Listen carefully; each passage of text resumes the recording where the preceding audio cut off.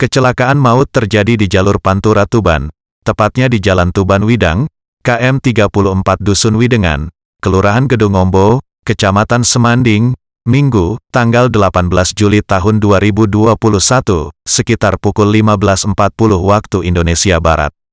Peristiwa nahas itu melibatkan mobil minibus Isuzu Panther Nopol S1664BJ dengan truk tronton AG8398UF.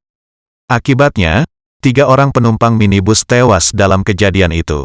Kanit Laka Satlantas Polres Tuban, Ibda Eko Sulistyo mengatakan, mobil Panther yang dikemudikan Bambang Irawan, 21.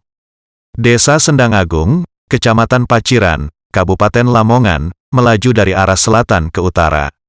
Minibus berusaha mendahului mobil di depannya, namun nahas dari arah berlawanan datang truk tronton hingga terjadi tabrak samping.